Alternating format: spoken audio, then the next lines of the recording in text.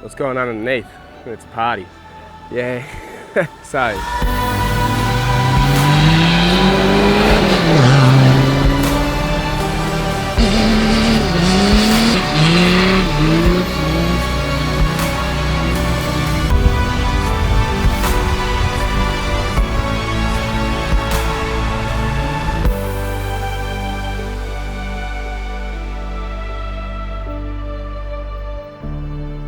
When I was young, 13, 14, used to go with my stepdad up to, race a few like Logan Challenge and stuff.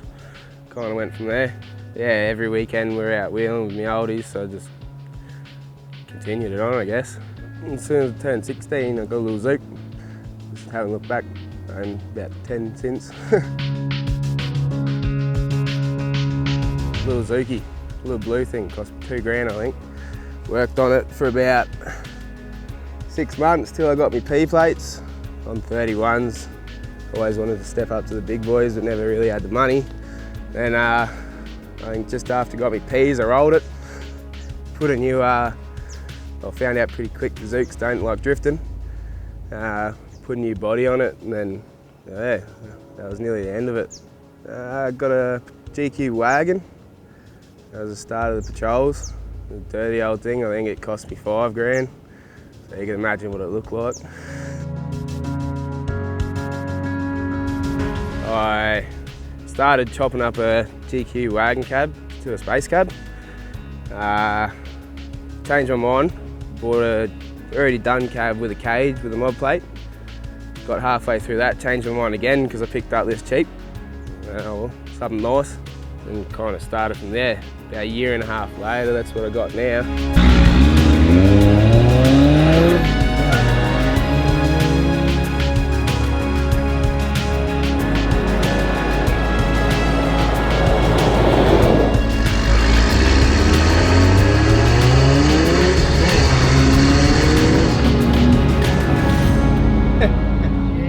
Between a mate and myself, I think we did about 200 hours of grinding and welding. We did all the welding, I can't weld, but yeah, about 200 hours worth. There's a lot of work in it. Literally, I think the doors are the only things that haven't been unbolted.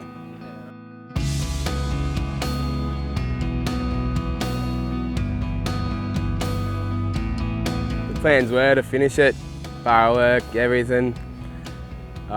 Yeah.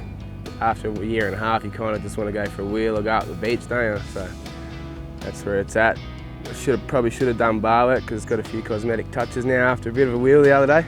So, yeah, 4-link in the rear, 5-link front, the whole chassis is plated, coilovers and triples in the back. Usually, I only got coilovers at the moment. Triples in the front, 2-inch coils, hydro bump stops, torsional sway bar, you name it, it's nearly got it. All diffs are braced, lockers, or one locker at the moment. Fuel tank's got 160 litres and it needs it, kind of thing. It's a bit, burns a bit of diesel out the back. Yeah, so yeah, that's all raised. So I hit it once, put a big dent in it. I was like, nah, bugger this, lifted it up. So it's about 50 mil off the chassis now. God, no, you build it all, you do it yourself, you learn what you're doing, learn what to do, sorry. You know, you can do it exactly how you want it. You don't have to pay someone they do something wrong or don't do it how you like it. It's always how you want it every time. If something buggers up, it's on you. You know, you learn how to do nearly everything, bar welding. Well, I haven't learned how to weld yet, but yeah. I was going to change the tray up, put like a half canopy kind of thing, but I kind of like the near factory look, bar the few things. I like that I don't get looked at kind of thing. And then, you know, you tell someone, they look under the car, they're like, holy shit. So up until recently, it would have been out like a cruiser park or full drive park or something. I always just love to go wheeling. So out in the bush, middle of nowhere, a couple of mates, fire, plenty of tracks. I don't mind the beach now though, never used to really. But yeah, Fraser Island otherwise.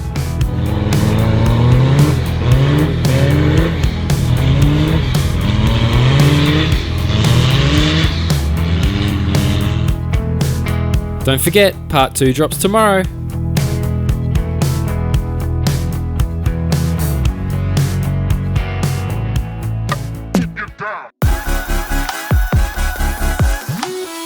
Hello guys and welcome to Built Not Bought HQ. Make sure to click on the far left to subscribe to the channel.